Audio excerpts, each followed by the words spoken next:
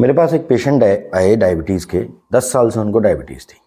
पिछले 1 साल में उन्होंने कोई टेस्ट भी नहीं कराए थे और शुगर का लेवल उनका लगभग 250 के आसपास फास्टिंग चल रहा था। तो मेरा जो ये वीडियो बनाने का पर्पज़ है वो ये है कि अगर आप अपने डॉक्टर के पास जा रहे हैं, जाने का प्लान कर रहे हैं और पिछले 1 साल में आपने कोई टेस्ट भी नहीं कराए हैं और आप लंबे समय से डायबिटीज़ से सफ़र कर रहे हैं, तो ऐसे में आप कुछ टेस्ट पहले से ही करा लें, जिससे कि आपकी एक एक्स्ट्रा विजिट बच सके। वो टेस्ट हैं जैसे CBC, LFT, KFT, lipid profile, urine albumin creatinine ratio और HbA1c। ये क्योंकि जब आप जाएंगे डॉक्टर उन टेस्ट को प्रिस्क्राइब करेंगे, फिर आप उनके पास दोबारा जाएंगे, तो इससे आपका थोड़ा सा समय सेव होगा।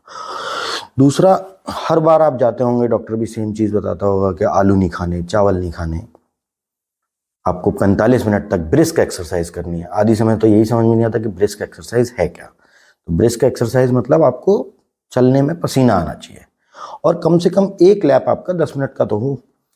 कि अगर आप एक साथ 45 मिनट एक्सरसाइज नहीं कर पा रहे हैं, 20 मिनट सुबह करिए, 20 मिनट शाम, 25 मिनट शाम में, तो वो एक लैप आपका 10 मिनट का हो जिससे आपको पसीना आया, आप थक भी गए, थोड़ा सा स्लो हो जाइए, तो 45 मिनट्स की वॉक रिकमेंडेड है।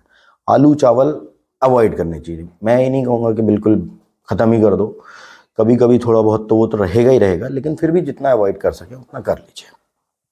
दूसरा, जो आपकी मेडिसिन आपकी ऑनगोइंग चल रही हैं, उनको आप साथ में लेके जरूर आए। कि डॉक्टर फिर आपसे पूछेंगे आप अपना प्रिस्क्रिप्शन लाए नहीं है, आपकी क्या दवाइयाँ चल रही हैं वो पता नहीं है, तो इस सब में आपका भी टाइम खराब होगा। तीसरा, मोस्ट ऑफ द टाइम क्या होगा कि आपके डॉक्टर आपको जो भी एडवाइस देते हैं उसको आप भूल जाते हैं। महीने, 2 महीने, 3 महीने याद रहती है। तो ये वो जो नॉर्मल चीज़ें हैं जो एक डायबिटीज़ के मरीज को याद रखनी चाहिए। जैसे महीने में एक बार कम से कम अपनी फास्टिंग और PP चेक कर लें। आपकी जो दवाई चल रही है उसको चलने दीजिए।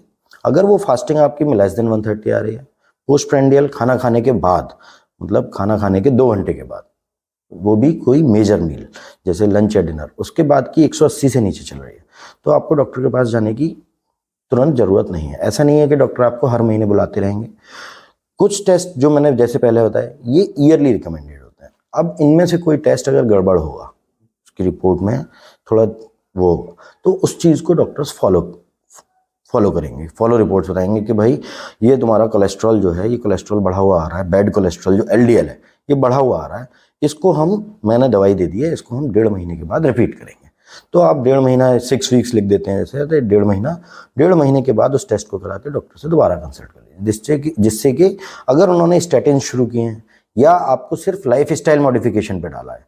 कैसे लाइफ स्टाइल मॉडिफिकेशन? कि तेल कम खाना है, चिकनाई कम खानी है, पराठे अवॉइड करें, पराठे की जगह सिंपल रोटी खाएं, पकौड़े ना खाएं, तो इस तरह की चीज़ें अगर बताई हैं तो वो लाइफ स्टाइल मॉडिफिकेशन में आ गया। या आपको लगता है कि आप पूरी तरह लाइफ स्टाइल मॉडिफाई कर चुके हो, इससे ज़्यादा और नहीं कर सकते, उसके बावजूद कोलेस्ट्रॉल बढ़ा हुआ है, तो हो सकता है कि वो आपको स्टैटिन सेट कर दें। तो जो स्टैटिन सेट करेंगे, उनकी डोज को अगर उनको ऊपर नीचे कुछ करना है तो वो आपको 6 हफ्ते बाद फिर से बुला सकते हैं। इसी तरह से अगर डायबिटीज़ का असर किडनी पे आने लगा है, जिसको हम कहते हैं डायबिटिक नेफ्रोपैथी, तो अर्ली डायबिटिक नेफ्रोपैथी के लिए यूरिन एल्ब्यूमिन क्रेटिनिन रेशियो जो टेस्ट होता है UACR, वो अर्ली डायबिटिक नेफ्रोपैथी को पकड़ लेगा। तो उस केस में उसको भी फॉलो करना है।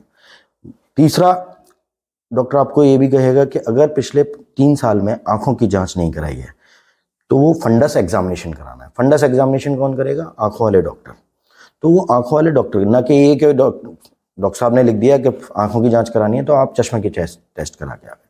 क्योंकि डायबिटीज शुरुआत में जैसे जैसे समय बढ़ता चलेगा, मेनली 3 चीज़ों पे ज़्यादा असर करेगी: आंखों के पीछे के पर्दे पे, किडनी पे और नसों पे। तो न्यूरोपैथी, अगर आप बता रहे हो कि नसों में रुकावट, पैरों में ऐसा लगता है कि चींटियां काट रही हैं, या ऐसा लगता है कि सुन्न हो जाते हैं, या चलते चलते चप्पल निकल जाती है, तो डॉक्टर आपको जो ये जरूर बताएंगे कि आप रात में सोने से पहले एक बार अपने पैरों को इंस्पेक्ट जरूर कर लें। इंस्पेक्ट मतलब देख लें, और कोशिश रहे कि जब भी बाहर निकलें तो शूज़ पहन के निकलें, जिससे कि अगर कोई छोटी मोटी चोट लगी, क्योंकि पैरों में तो सुन्नपन है वो पता नहीं चलेगी, तो छोटी मोटी चोट लगे तो आप उसको देख पाओ और फॉलो कर पाओ। धन्यवाद।